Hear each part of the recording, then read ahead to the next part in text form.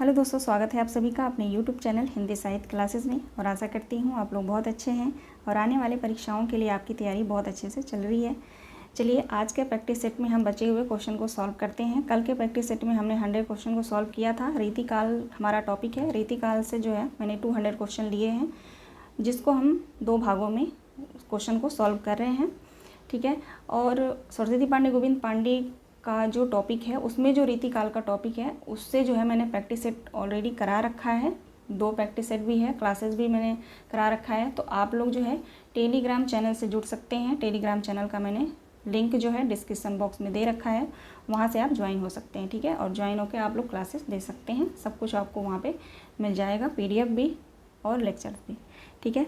चलिए देखते हैं आज का पहला प्रश्न। पहला नहीं, 100 क्वेश्चन हो गया था हमारा। 101 क्वेश्चन को आज हम देखेंगे। ठीक है। सारे वीडियो लेक्चर जो भी प्रैक्टिस सेट में करा रही हूँ वेरी इंपॉर्टेंट है। आप लोग क्वेश्चन को सॉल्व कर रहे होंगे, आप सभी को पता होगा। ठीक है। तो जिन भाई बहन ने मेरे चैनल को सब्सक्राइब नहीं किया है, वो प्लीज़ आप लोगों से निवेदन है कि चैनल को सब्सक्राइब कर लीजिए, बेल आइकन को प्रेस कर लीजिए, ताकि आने वाला हर वीडियो आप तक आसानी से पहुँच सके और आपकी तैयारी जो है बहुत अच्छे से हो सके। चलिए स्टार्ट करते हैं क्लासेस। आज का प्रश्न है, घनानंद को साक्षात रस मूर्ति किसने कहा? घनानंद को साक्षात रस मूर्ति किसने कहा है? आचार्य रामचंद्र शुक्ल ने, विश्वनाथ प्रसाद मिश्र ने, हजारी प्रसाद द्विवेदी ने, शिवदान सिंह चौहान ने। 100 क्वेश्चन है, हम फास्ट करेंगे। ठीक है। रिवीजन के तौर पे ये मैं आप लोगों को करा रही हूँ। और जो है क्वेश्चन को सॉल्व करने से पहले आप लोग टेक्स्ट को ज़रूर पढ़ा करिए, यानी कि रीतिकाल को आप लोग जो है बुक से अवश्य पढ़ लीजिएगा। ठीक है। बताइए आप लोग इसका आंसर क्या होगा? घनानंद को साक्षात रस मूर्ति किसने कहा?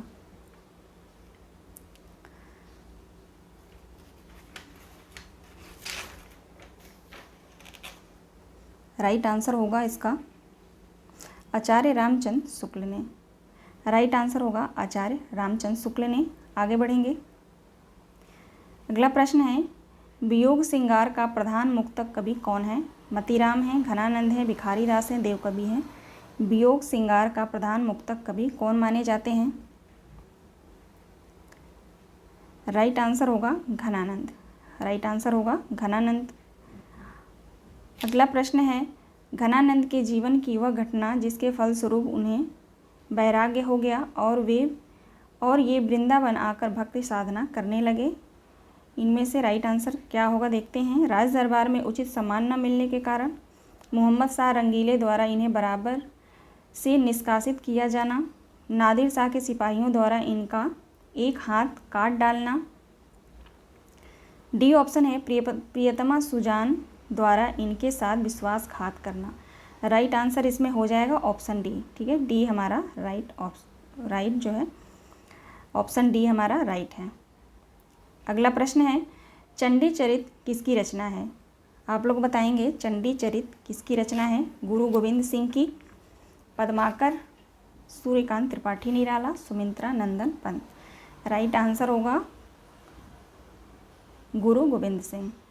अगला प्रश्न देखेंगे। अगला प्रश्न है, बिहारी किस कोटि के कवि हैं? बिहारी किस कोटि के कवि हैं? रीति सिद्ध, रीतिबद्ध, रीतिमुक्त या सभी? आप सभी को पता है बिहारी रीति सिद्ध कवि हैं। अगला प्रश्न है, बिहारी की ऊहात्मक उक्तियों पर किसका प्रभाव है?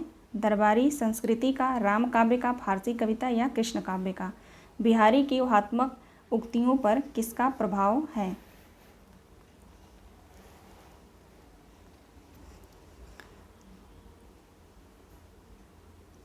राइट आंसर होगा फारसी कविता का। आगे बढ़ेंगे। बिहारी सतसई का टीका लाल चंद्रिका नाम से किसने किया? बिहारी सतसई की टीका लाल चंद्रिका नाम से किसने किया? लाल कवि, कृष्ण कवि, मिश्र बंधु या लल्लू लाल? राइट आंसर क्या हो जाएगा? राइट आंसर होगा लल्लू लाल, लल्लू जी लाल। आगे बढ़ेंगे। अगला प्रश्न है, बिहारी के प्रत्येक दोहे पर सवैया छंद किसने लिखा? बिहारी के प्रत्येक दोहे पर सवैया छंद किसने लिखा? कृष्ण कवि ने, भारतेंदु ने, रत्नाकर ने, कवि रत्न ने? राइट आंसर क्या हो जाएगा? 119 क्वेश्चन है। राइट आंसर होगा कृष्ण कवि ने। आगे बढ़ेंगे। बिहारी सतसई के प्रथम टीकाकार का नाम बताइए। बिहारी सतसई के प्रथम टीकाकार कौन है? सही जवाब है कृष्ण कवि। बी ऑप्शन हमारा राइट हो जाएगा। अगला प्रश्न है, बिहारी सतसई की सबसे प्रामाणिक टीका किसकी है? बिहारी सतसई की सबसे प्रामाणिक टीका किसकी है? राइट आंसर क्या होगा? राइट आंसर होगा जगन्नाथ दास रत्नाकर की। आगे बढ़ेंगे। अगला प्रश्न है, बिहारी के कुछ दोहों पर कुंडलियाँ छंद के रचनाकार हैं। बिहारी के कुछ दोहों पर कुंडलियाँ छंद के रचनाकार कौन हैं? कुछ दोहों पर जो है कुंडलियाँ छंद लिखा गया था उसके रचनाकार के बारे में पूछा जा रहा है। राइट आंसर क्या होगा? भारतेंद्र हरिश्चंद्र, भारतेंद्र बाबू हरिश्चंद्र। राइट आंसर ऑप्शन हमारा डी हो जाएगा। अगला प्रश्न है, बिहारी सतसई किस कोटि का काव्य है? बिहारी सतसई किस कोटि का काव्य है? मुक्तक काव्य है, प्रबंध काव्य है, चंपू काव्य है या प्रशस्ति काव्य है? कौन सा काव्य है? राइट आंसर हो जाएगा मुक्तक काव्य। ऑप्शन ए हमारा सही जवाब है। देखते हैं अगला प्रश्न, बिहारी के दोहों का उर्दू शेरों में अनुवाद किसने किया था? बिहारी के दोहों का उर्दू शेरों में अनुवाद किसने किया था?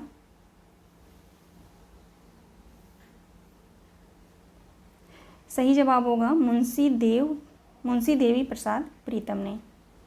आगे बढ़ेंगे। बिहारी सतसई में कितने दोहे हैं?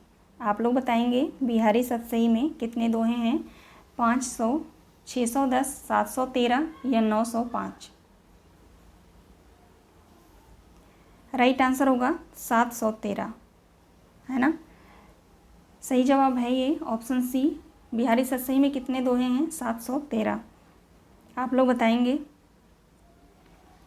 बिहारी सतसई में लगभग कितने दोहे श्रृंगारिक हैं? बिहारी सतसई में लगभग कितने दोहे श्रृंगारिक हैं? राइट आंसर क्या होगा?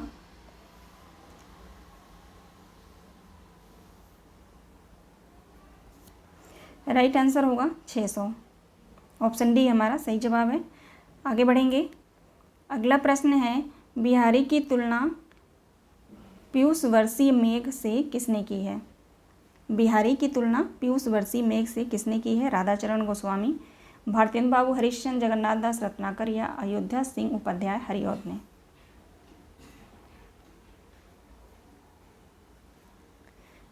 राइट आंसर होगा राधाचरण गोस्वामी ने। अगला प्रश्न देखेंगे, बिहारी को शब्दों का चतुर प्रयोक्ता मात्र किसने कहा? बिहारी को शब्दों का चतुर प्रयोक्ता मात्र किसने कहा? जॉन गिलक्राइस्ट ने, रेवेंड एडविस ग्रिव्स ने, डॉक्टर जॉर्ज ग्रियर्सन ने, मैक्स मूलर ने? राइट आंसर क्या होगा? राइट आंसर होगा रेवेंड एडविन ग्रिव्स ने। अगला प्रश्न देखेंगे।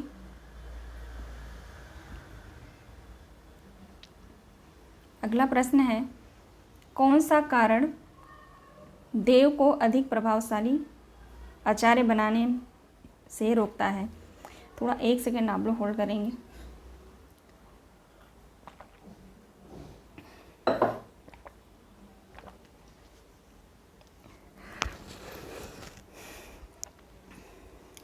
प्रश्न है, कौन सा कारण देव को अधिक प्रभावशाली आचार्य बनाने से रोकता है? राइट आंसर क्या होगा?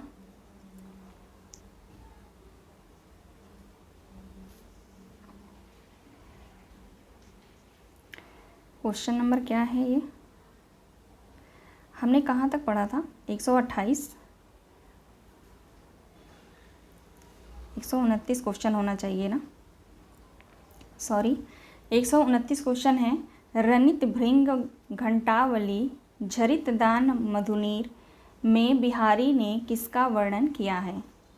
ये पंक्ति है, रनित भृंग घंटावली झरितदान मधुनीर में बिहारी ने किसका वर्णन किया है? ऋतु, ग्रीष्म ऋतु का, राजा जयसिंह के यश का, वसंत ऋतु का, बिरही नायिका का। राइट आंसर क्या होगा? 129 है क्वेश्चन नंबर। राइट आंसर होगा वसंत ऋतु का। राइट आंसर होगा वसंत ऋतु का। आगे बढ़ेंगे। ध्रुपद गायन का संबंध किस भाषा से है? ध्रुपद गायन का संबंध किस भाषा से है बताएंगे आप लोग? ब्रज भाषा से है। राइट आंसर होगा ऑप्शन ए। आगे बढ़ेंगे। अगला प्रश्न है, बिहारी के काव्य को शक्कर की रोटी किसने कहा है? बिहारी के काव्य को शक्कर की रोटी किसने कहा बताइए आप लोग? पदम सिंह शर्मा। राइट आंसर होगा पदम सिंह शर्मा ने कहा है। अगला प्रश्न है, रीतिकालीन कवियों में प्रकृति वर्णन की दृष्टि से अद्वितीय कवि माने जाते हैं? बोधा, बिहारी, सेनापति या मतीराम। रीतिकालीन कवियों में प्रकृति वर्णन की दृष्टि से अद्वितीय कवि कौन है?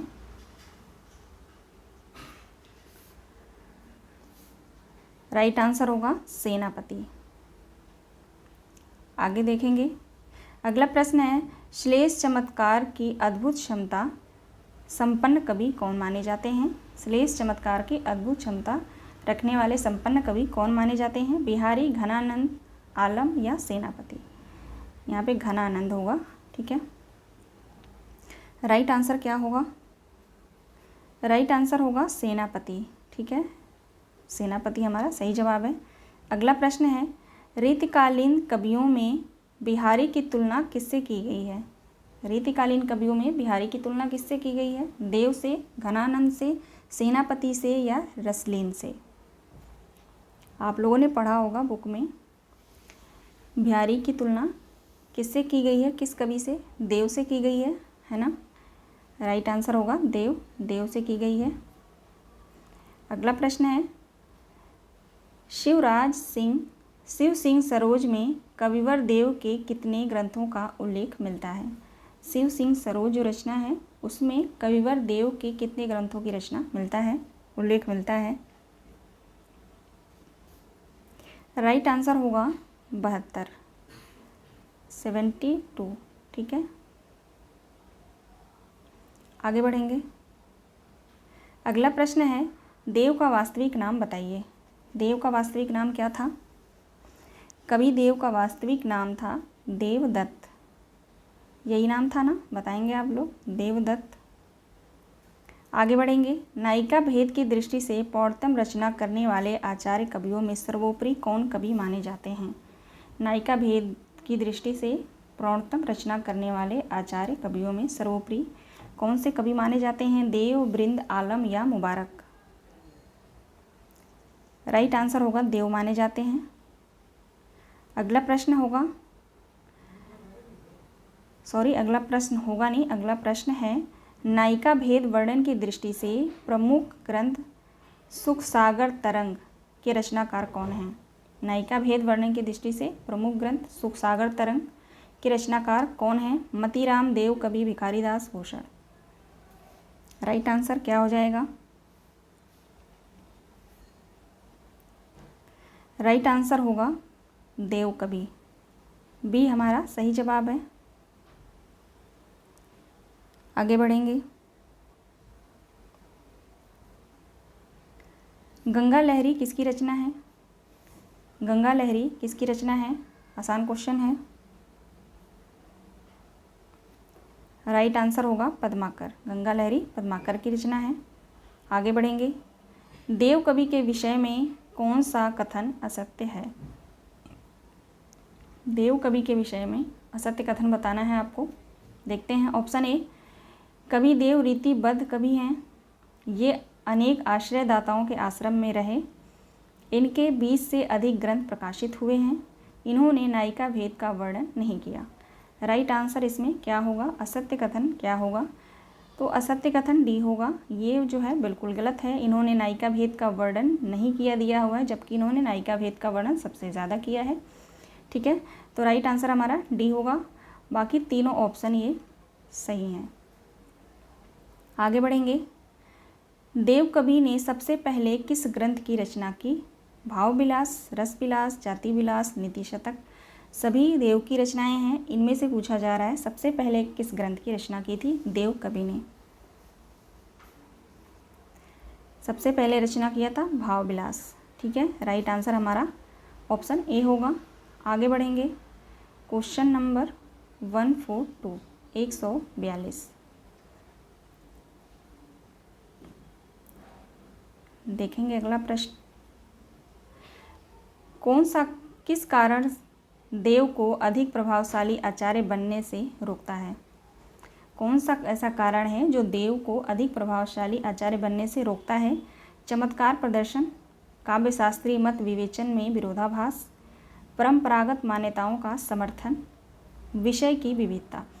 कुछ इस प्रैक्टिस सेट में कुछ ऐसे क्वेश्चंस हैं कि अगर क्वेश्चन अगर आ जाता है, मिलता है इस तरह के, ज़रूरी नहीं यही क्वेश्चन सेम टू सेम नहीं आएगा। इस तरह के अगर क्वेश्चन आता है तो हमें जो है बहुत ध्यान से उसका आंसर देना पड़ेगा, यानी कि हमें टेक्स्ट पढ़ने होंगे जो भी कवि हैं, ठीक है, रीतिकाल भक्तिकाल उनके बारे में। इसीलिए मैं आप लोग को बोलती हूँ कि बुक से जो है टेक्स्ट सारे पढ़ के तब क्वेश्चन को आप लोग सॉल्व करिए, और सबसे ज़्यादा क्वेश्चन को सॉल्व करिए। क्वेश्चन को सॉल्व करने से फ़ायदा यह होगा कि जब आप परीक्षा हॉल में बैठेंगे पेपर देने के लिए तो क्वेश्चन को आप देखकर घबराएंगे नहीं, कि आप कम से कम आप लोग एक दिन में 3 से 4 प्रैक्टिस सेट आप सॉल्व ज़रूर किया करिए। ठीक है, आपके पास कोई प्रैक्टिस सेट हो उससे करिए, यूट्यूब पे बहुत सारे हैं वहाँ से करिए, कहीं से भी आप कर सकते हैं, लेकिन करेंगे ज़रूर। ठीक है, बताएंगे इसका राइट आंसर क्या होगा।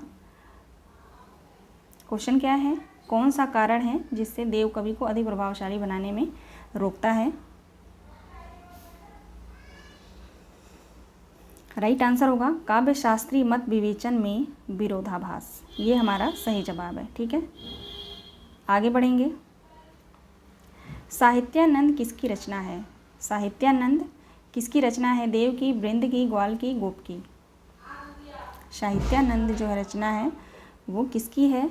तो ये रचना ग्वाल कवि की है। राइट आंसर हमारा सी हो जाएगा। आगे बढ़ेंगे, अगला प्रश्न है रीतिकालीन काव्यांग निरूपण के अंतर्गत सर्वाधिक ग्रंथ कौन सा है? रीतिकालीन काव्यांग निरूपण के अंतर्गत सर्वाधिक ग्रंथ कौन सा है? छंद विवेचन, गुण विवेचन, शक्ति शब्द शक्ति विवेचन, रस विवेचन। राइट आंसर हो जाएगा रस विवेचन। ठीक है, रस विवेचन हमारा सही जवाब है। अगला प्रश्न देखेंगे, रस निधि का वास्तविक नाम क्या था? रस निधि कवि का वास्तविक नाम पूछा जा रहा है, क्या था? रस निधि का वास्तविक नाम आप लोग याद रखेंगे पृथ्वी सेन था। ठीक है, कुछ कवि हैं जिनका वास्तविक नाम, कुछ कवि नहीं, जिन कवि के बारे में आप पढ़ रहे हैं उनके बारे में डिटेल आप पढ़ा करिए।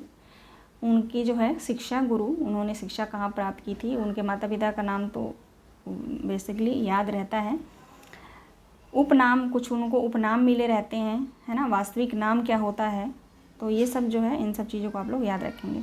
तो रस निधि का वास्तविक नाम क्या था? पृथ्वी सिंह। आगे बढ़ेंगे, रतन हजारा के रचनाकार कौन है? रतन हजारा किसकी रचना है?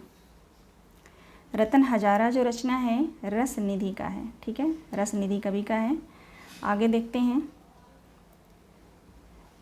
रीति सिद्ध काव्य धारा के अंतिम कवि के रूप में कौन विख्यात है? थोड़ा क्वेश्चन नीचे करती हूँ।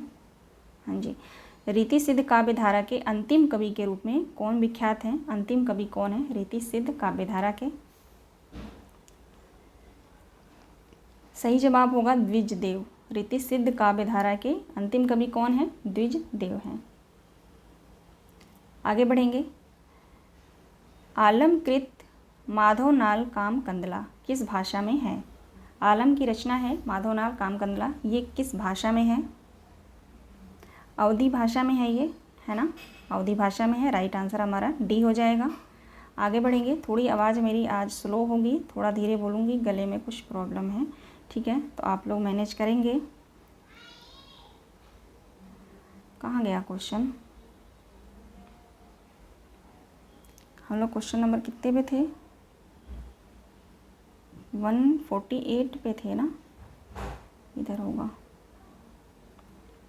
यहाँ पे थे हम लोग।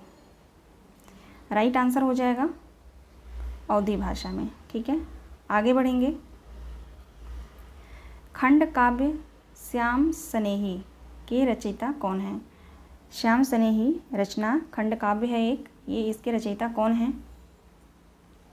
इसके रचयिता जो हैं आलम कवि हैं, ये रचना आलम का है। आगे बढ़ेंगे। इश्कनामा बिरही सुभान दंपत बिलास के रचनाकार कौन है? इश्कनामा रचना किसका है?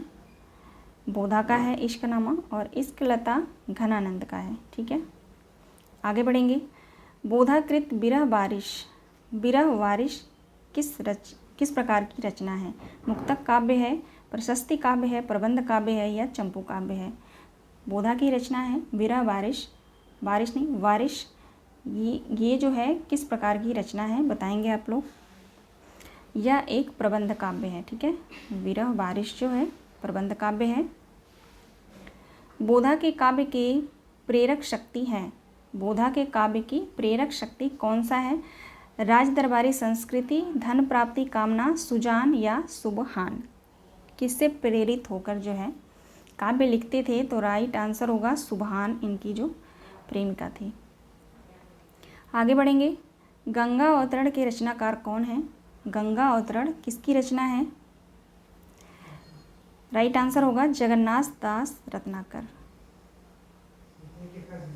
बिहारी सतसई के रचनाकार, बिहारी सतसई के रचनाकार कौन है? वियोगी हरि है ना, वियोगी हरि हैं बिहारी सतसई के रचनाकार। अगला प्रश्न देखते हैं। अगला प्रश्न है, निम्नलिखित कवियों का कालानुक्रम जो है इसको सुमेलित करना है। कौन से कवि पहले आएंगे? ठीक है, राइट आंसर इनमें बताएंगे आप लोग क्या होगा। निम्नलिखित कवियों का कालानुक्रम अनुसार सुमेलित करना है।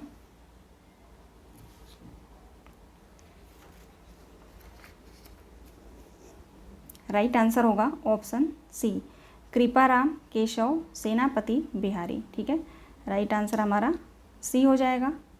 आगे बढ़ेंगे। यहाँ पे भी जो है कालक्रम की दृष्टि से सही अनुक्रम बताना है।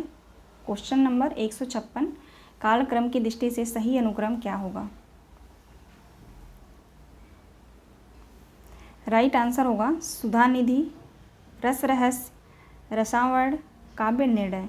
राइट आंसर हमारा डी होगा। आप लोग भी एक बार देख लेंगे इसको। यहाँ पे दिया है कालक्रम की दृष्टि से सही अनुक्रम। यहाँ पे अभी आप लोगों को मिलान करना है। कालक्रम की दृष्टि से सही अनुक्रम क्या होना चाहिए? राइट आंसर होगा सुधानिधि, ललित ललाम, जाति विलास, रस प्रबोध। रचनाएं हैं कवियों की। ठीक है, अब यहाँ देखते हैं कवियों और कृतियों का सुमेलन करना है यहाँ पे। ठीक है, केशव दास की इनमें से कौन सी रचना है? राइट आंसर इसका क्या होगा? केशव दास, रसिक प्रिया, मतीराम, ललित ललाम, भूषण, शिवा बाबनी, देव कवि का भाव विलास। राइट आंसर हो जाएगा हमारा 2, 1, 5, 3। 2, 1, 5, 3 देखते हैं। 2, 1, 5, 3 राइट आंसर कहाँ पे है? 2, 1, 5, 3 बी हमारा सही जवाब है। ठीक है, बी हमारा सही जवाब है। आगे देखते हैं। यहाँ भी सुमेलित करना है। वीर सतसई किसकी रचना है? वीर सतसई किसकी रचना है?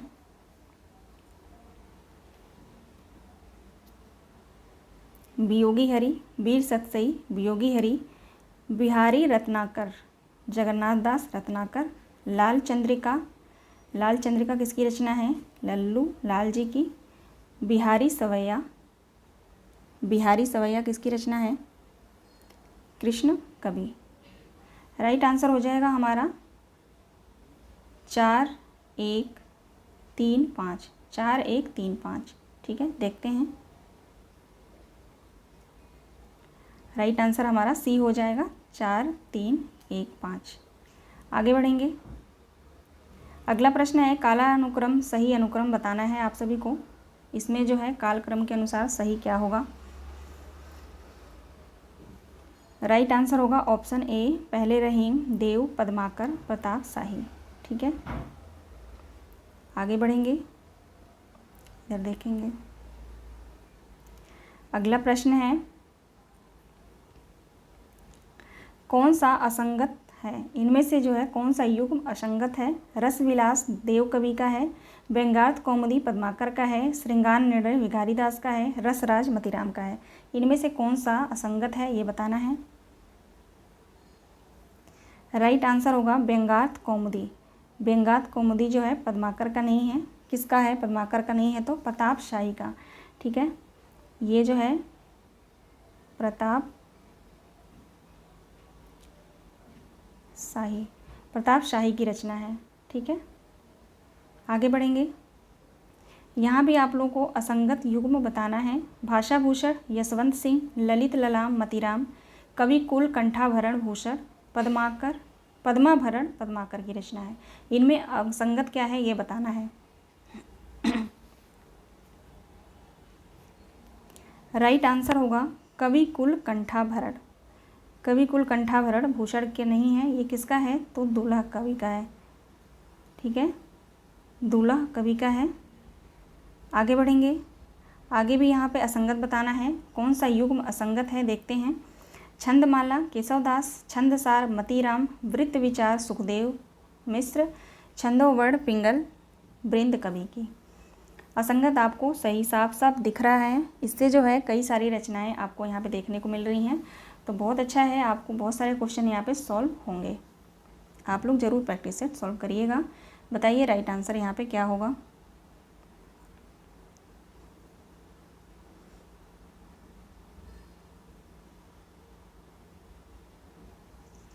राइट आंसर हो जाएगा डी।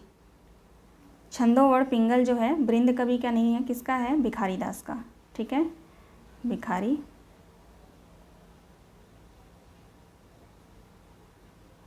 ये रचना भिखारीदास का है। आगे बढ़ेंगे। अब असंगत युग्म यहाँ पे पहचानना है। देखिए यहाँ पे ऊपर दिया गया है, यहाँ पे कूट नीचे, यहाँ पे हमें मिलान करना है। ठीक है, चलिए देखते हैं। नहीं, वो तो दूसरा है। अभी हम यहाँ पे असंगत बताना है हमें। रसिक प्रिया बोधा कवि, सुधा निधि तोष कवि, रस सारांश भिखारीदास, रस प्रबोध रसलीन। राइट आंसर क्या होगा? 164 क्वेश्चन नंबर।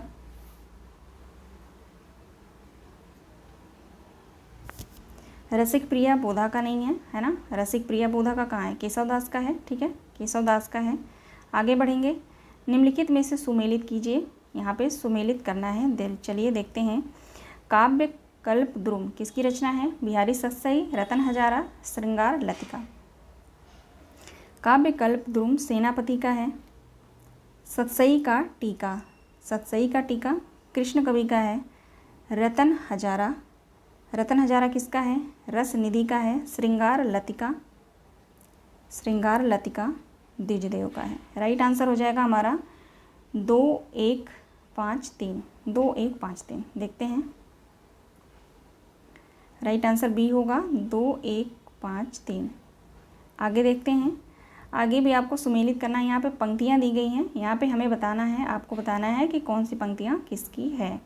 पहली पंक्ति है, राधा कन्हाई सुमिरन को बहानो है। राधा कन्हाई सुमिरन को बहानो है, ये पंक्ति किसकी है? ये पंक्ति जो है भिखारीदास की है। ठीक है, ये पंक्ति भिखारीदास की है, तो हमारा 2 हो जाएगा। कुंदन को रंग फीको लगे किसकी पंक्ति है? मतीराम का है ना। थोड़ा सा नीचे करेंगे। कुंदन को रंग फीको लगे किसका है? तो मतीराम का है। 5 हो जाएगा यहाँ पे। दारा की न दौर की, यह रारी नहीं खुबजे की किसका है? भूषण का है। 4 हो जाएगा। डी ऑप्शन है, बनन में बागन में बगरो बसंत है, यह किसका है? ये पंक्ति किसकी है? सेनापति की है। ठीक है, राइट आंसर हो जाएगा हमारा 2 5 4 1। देखेंगे, राइट आंसर है 2 5 4 1। ठीक है, ये हमारा सही जवाब है। अगला प्रश्न है, यहाँ पे जो है सारे ऐसे ही क्वेश्चन जो है बहुत ज़्यादा दिया गया है, कूट वाले जो है। इधर देखेंगे।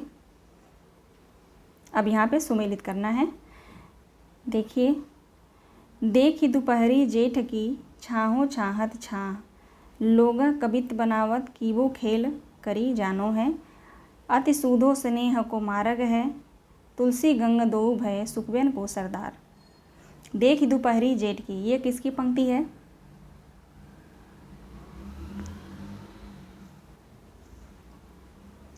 ये पंक्ति जो है, नीचे थोड़ा करूँगी मैं, ये पंक्ति जो है बिहारी की है। ठीक है, देख दोपहरी पंक्ति जो है बिहारी की है, तो यहाँ पे 5 हो जाएगा।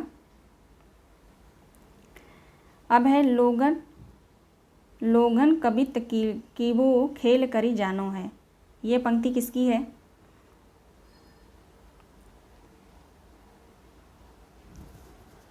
ये पंक्ति जो है ठाकुर की है। राइट आंसर यहाँ पे 4 होगा। तीसरी पंक्ति है अति सूधो स्नेह को मार्ग है, ये पंक्ति किसकी है?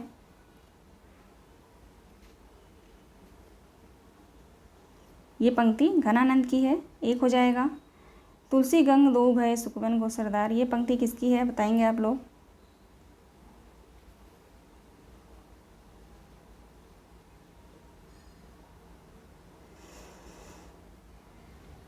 भिखारी दास। ठीक है, पंक्ति जो है भिखारी दास की है। तो 5 4 1 2, 5 4 1 2 देखेंगे। राइट आंसर होगा 5 4 1 2, बी हमारा सही जवाब है। आगे देखेंगे, आगे भी पंक्तियाँ दी गई हैं, इसको सुमेलित करना है। देखते हैं। उजारिन बसी है हमारी अखिया, उजरिन बसी है हमारी अखिया यानी देखो, ये पंक्ति किसकी है? ये पंक्ति जो है घनानंद की है। ठीक है, ध्यान देंगे आप लोग, ये पंक्ति घनानंद की है। 4 होगा यहाँ पे। ये पंक्ति जो है घनानंद की है। थोड़ा सा ऊपर करेंगे इसको ताकि पूरा ऑप्शन देखें। बी ऑप्शन है जानी परत है का कपिक, ऋतु बसंत में माही, ऋतु बसंत के माही, ये पंक्ति किसकी है? बी ऑप्शन का ये पंक्ति किसकी है? तो ये पंक्ति जो है बृंद कवि की है। ठीक है, बृंद कवि की है। पहले कौन सी पंक्ति थी? पहले पंक्ति का राइट आंसर हमारा क्या था? घनानंद। ठीक है, दूसरी पंक्ति का राइट आंसर है बृंद कवि। तीसरी पंक्ति देखते हैं, इंद्रजीमी जम्ब न बाड़व सुभंग पर, यह पंक्ति किसकी है? भूषण कवि की है। नवरस सब संसार में नवरस में संसार, यह पंक्ति किसकी है? ये पंक्ति देव की है। ठीक है, राइट आंसर हमारा हो जाएगा 4 5 1 3, 4 5 1 3। ठीक है, देख लेते हैं। 4 5 1 3, राइट आंसर हो जाएगा सी 4 5 1 3। अब इधर देखें, चलेंगे आगे बढ़ेंगे। अब अविदा उत्तम काव्य है मध्य लक्षणाहीन, ये किसकी पंक्ति है? क्वेश्चन नंबर 72 का अविदा उत्तम काव्य है मध्य लक्षणाहीन, ये पंक्ति जो है देव कवि की है। राइट आंसर सी हो जाएगा। अगली पंक्ति है, मैं क्या सही करा रही हूँ क्या? क्वेश्चन कुछ छूटा है यहाँ पे, है ना? देखूँ एक बार मैं। क्वेश्चन नंबर ये क्या है? 168, हाँ मैं ऊपर पहुँच गई थी, सॉरी है ना। अब यहाँ पे देखिए दिया गया है 1 से 69 से लेकर 200 तक जो है प्रत्येक प्रश्न के लिए काव्य पंक्ति दिया गया है, उसके रचयिता तथा 4 नाम दिए गए हैं, वो आपको सही आंसर बताना है। ठीक है, यहाँ पे देखेंगे हम, काव्य की रीति सीखी सुखी बिन, सो देखी सुनी बहुलोक की बातें, ये पंक्ति किसकी है?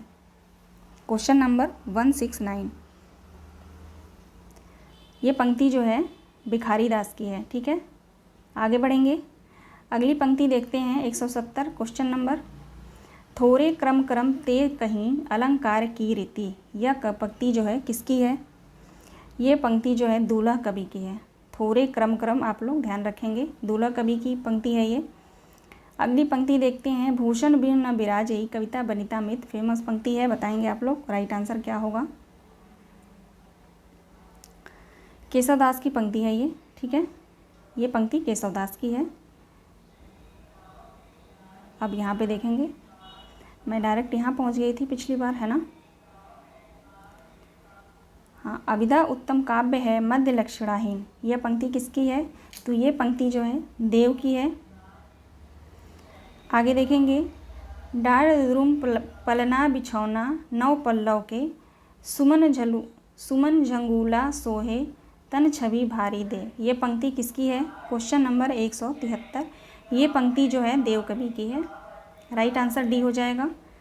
अगली पंक्ति देखते हैं, नवरस सब संसार में नवरस में संसार, नवरस संसार सिंगार रस युगल संसार संसार, ये पंक्ति किसकी है? ये भी पंक्ति जो है देव की है। आगे बढ़ेंगे, वेद में बखानी तीन लोकन को ठकुरानी, ठकुरानी से आप गेस कर सकते हैं कि ये पंक्ति किसकी है। ये पंक्ति जो है सेनापति की है। ठीक है, सेनापति की पंक्ति है। आगे बढ़ेंगे, तेरे नैन मेरे मन में खिलौना, ये पंक्ति किसकी है? तेरे नैन मेरे मन के खिलौना, ये पंक्ति किसकी है? ये पंक्ति सेनापति की है। राइट आंसर बी होगा। फागों के भीर अबीरन में गई गोविंद ले गई भीतर गोरी, ये पंक्ति किसकी है? फागों के भीर अबीरन में, फागों की भीर अमीरन में। राइट आंसर क्या होगा इसका? राइट आंसर होगा पद्माकर। ये पंक्ति जो है प्रचलित पंक्ति है, पद्माकर की है। क्यों इन आखिन सो निहसंक हवे मोहन को तम पापिन पेजे, ये पंक्ति किसकी है? मतीराम। राइट आंसर होगा मतीराम की पंक्ति है। अगला प्रश्न देखते हैं, ढेल सो बनाए आए मेलत सभा के बीच लोगन कबित किलो खेल करी जानो है, ये पंक्ति किसकी है? ये पंक्ति ठाकुरदास की है, ठाकुर की है। आगे बढ़ेंगे, लोग है लागी कबित बनावत मोही तो मेरे कबित बनावत, ये पंक्ति किसकी है? 180 क्वेश्चन नंबर। राइट आंसर होगा घनानंद, ये पंक्ति घनानंद की है। आगे बढ़ेंगे, हुए हैं धरी भाग उधरी, ये पंक्ति किसकी है? ये पंक्ति भी घनानंद की है। आगे बढ़ेंगे, आनंद विधान सुखदानी दुखयान दे, ये पंक्ति किसकी है? ये पंक्ति भी घनानंद की है। अगली पंक्ति देखते हैं, यहाँ साचे चले तजी अपना आपन पौ झिझके कपटी से निशांक नहीं, यह पंक्ति किसकी है? Question number 83। ये पंक्ति भी घनानंद की है। ठीक है, आगे देखेंगे। अगला प्रश्न है, थोड़ा नीचे करो इसको, बिछुरे मिले मीन पतंग दशा कहाँ मोजी गति को परसे, ये पंक्ति किसकी है? यह पंक्ति किसकी है?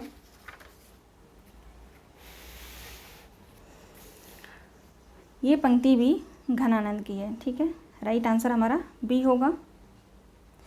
अगला प्रश्न है, देह दहे न रहे सुदिगेह की भूल ही नेह को नाम न लीजे, ये पंक्ति किसकी है? ये पंक्ति भी घनानंद की है। सारी पंक्तियों को आप लोग ध्यान रखेंगे, घनानंद की जो फेमस पंक्ति हैं यहाँ पे दी गई हैं। अगली पंक्ति है, यह प्रेम को पंथ कराल महातरवारी के धारों पे धावन है, यह पंक्ति किसकी है? बहुत फेमस पंक्ति है, बताएंगे आप लोग किसकी है? बोधा की पंक्ति है ये। राइट आंसर हमारा डी होगा। काम कंदला सी त्रिया नर माधव सो होए, यह पंक्ति किस कवि की है? यह पंक्ति बोधा की है, ये हमारा सही जवाब है। अगली पंक्ति देखेंगे, भाषा प्रवीण सुछंद सदा रहे सो धन जी के कबित बखाने, ये पंक्ति किस कवि की है?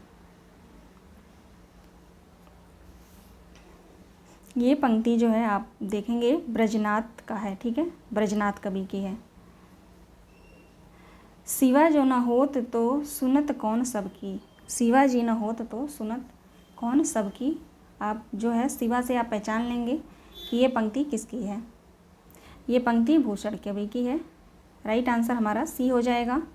आगे देखेंगे, नहीं पराग नहीं मधुर मधु नहीं विकास एक हाल अली कली सोही विद्यो आगे कौन हवाल, यह पंक्ति किसकी है?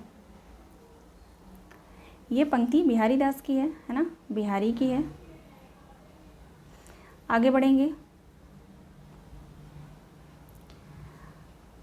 अगला क्वेश्चन है, गुरु कहे राम भजन नीको मोहि लागत राज डगर सो, यह पंक्ति किसकी है?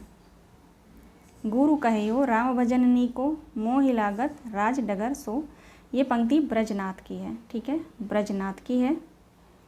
आगे देखेंगे। इत आवत चली जात उत चली 6 सातक हाथ, ये पंक्ति किस कवि की है? ये पंक्ति बिहारी की है। राइट आंसर बी होगा। अगली पंक्ति देखिए, रस भावों के वश है और कविता शब्दार्थ के, ये पंक्ति किस कवि की है? रस भावों के वश है और कविता शब्दार्थ के, ये पंक्ति जो है देव कवि की है। राइट आंसर सी होगा। अगला प्रश्न है, शब्दार्थ का सार काव्य है और काव्य का सार रस है, ये पंक्ति किस कवि की है? ये पंक्ति जो है देव की है। ठीक है, आगे बढ़ेंगे। अगला प्रश्न है, रीति काल का सम्यक प्रवर्तन केशवदास द्वारा भक्ति काल में ही हो गया, यह कथन किस आचार्य का है? यह कथन किस आचार्य का है? विश्वनाथ प्रसाद मिश्र का। ध्यान रखेंगे आप लोग, महत्वपूर्ण है ये पंक्ति कह रही हूँ, कथन। ये कथन जो है विश्वनाथ प्रसाद मिश्र जी का है। आगे देखेंगे यहाँ पे।